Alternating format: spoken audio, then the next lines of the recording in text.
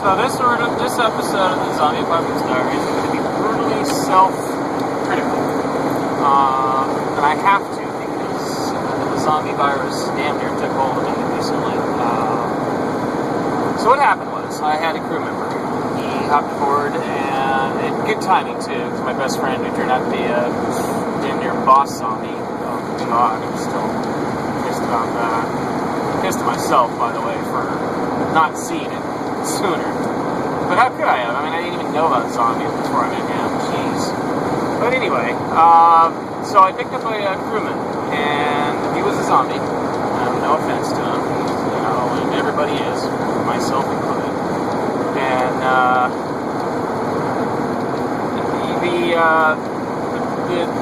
where I'm being critical is not of him, it's of me. Okay, for letting myself be influenced by his presence, by his hedonistic tendencies, his pursuits of pleasures. I mean, he's addicted to cigarettes, he's addicted to alcohol, he's addicted to listening to music, he's addicted to playing music, which is okay. And it's certainly okay to be playing music, but not if you don't understand what the message you're coming across is. So it's a little. But anyway, so I got into, he was wanting to satisfy cravings, and I was wanting to make sure he was content so he would stay on as a crewman. Because I need the help that bad, okay, people? I need the help bad enough to let someone in my boat who could jeopardize my well-being because he did things that could have gotten me in trouble. But anyway, so I let myself get caught up in the influence of him satisfying his cravings. I bought him some chocolate peanut clusters or whatever the hell, stuff like that.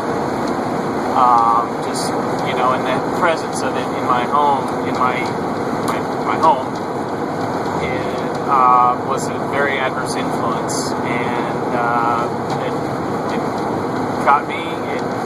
Timing was bad, and I let my diet slip. I started eating, last night I made cookies. Okay, granted they're cookies I can eat, made with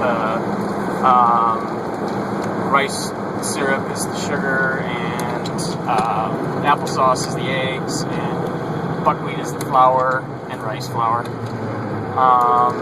So they're edible to be sure, but sorry, it's like a zombie drivers. But they're not really healthy for me. There's no nutrition in them. So my diet has slipped. I've been snacking way too much. I haven't been drinking near enough water, and it's led to severe depression, lack of motivation. I'm in a depressive mode again, because I have bipolar disorder. So I'm not getting anything done, not near enough done. So what I'm doing now is I've recognized it. I don't know how to deal with the fact that it's just going to keep happening. I'm going to continue to be influenced by this stuff, so I'm not entirely sure what to do, how to deal with that. I may stop at an ATM here if I can find one readily. This place is for the birds.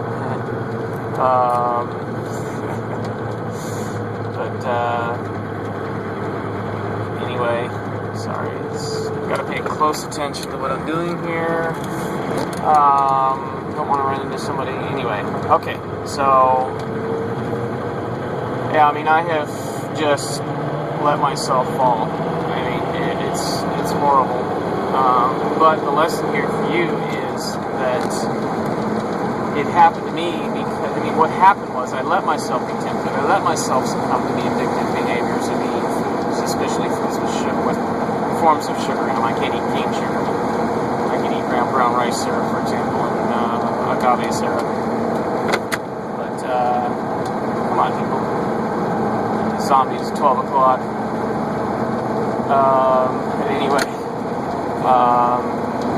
so yeah, the lesson here is that these addictive behaviors just lead to depression. They lead to lack of motivation. They lead to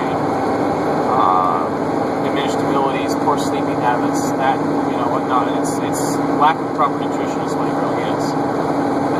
And I can't let myself succumb to these addictive behaviors.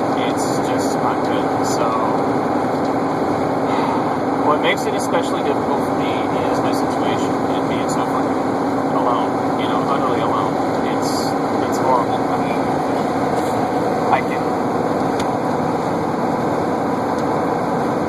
wanted to talk to him anymore. I mean, this former best friend of mine was my best friend for a reason. He was older than me by a little bit.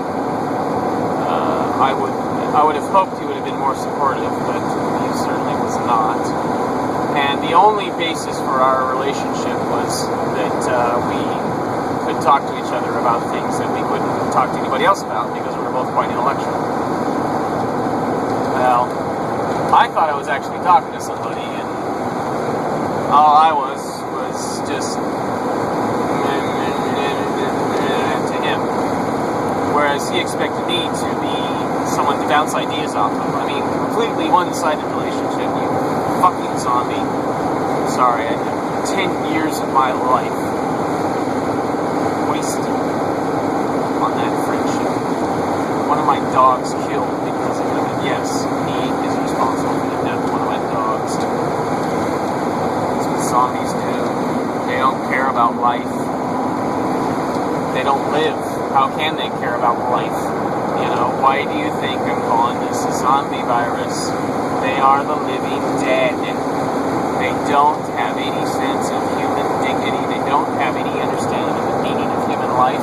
If they don't understand the meaning of another human life, how can they understand their own? They are zombies.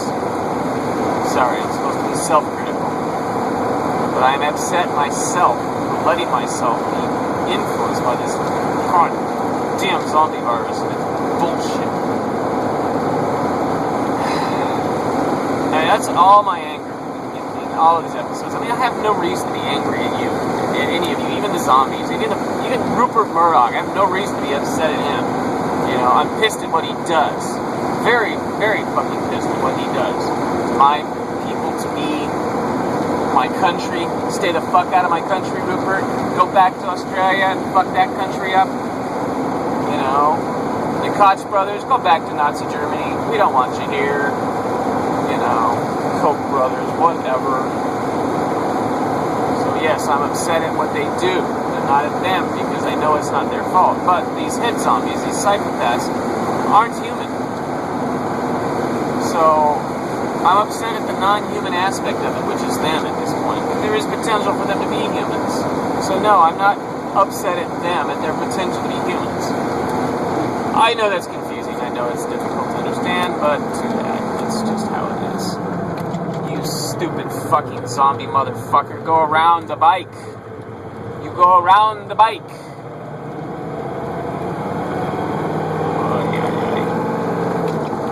Sorry.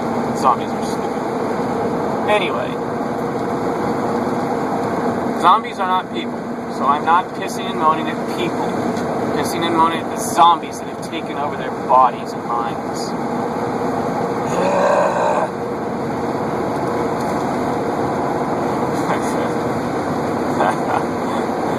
There's a story for you. Here's a plot for a movie for you. The werewolf zombie hunter. Sorry, sidetracked there. I don't know. I've always been a fan of werewolf stuff. What can I say? So that's why I got into zombies, right? I don't know. Shit. Anyway, I'm acting like I'm having a conversation with you, and that's not right. Because, you know, there's no one to talk to. So yeah, so I'm doing this for myself. You know, I'm doing this because I need to remind myself to get off my fucking ass and stop letting the zombie virus affect me so much. But it really is for your benefit. You know, it's to let you know that the zombie virus does these things to you. It's not your fault. You're not lazy. You're not stupid. You're just a zombie. You know, that's what's going on. So address it that way. Address it as the zombie virus. Learn what it does. Learn how it affects you. And you can fight it. That's all there is to it. And when I say that, I mean it in all seriousness. What I call the zombie virus is real. It's fact, people. Deal with it. It's understand it. Know it. Learn it. It's there. You have to deal with it. Whatever it's called. It is there. You know this. If you've watched every episode, which I hope some of you have finally started doing that, if you've watched every episode, you'll understand that this zombie virus is real. No, it's not a virus. Maybe it is. I don't know. If it is, it's a retrovirus, which means it's part of our genetics. But You know, I'm calling it a zombie virus, but it really does exist. It really does exist. Anyway, I'm kind of losing track. You stupid fucking people. Zombies, excuse me.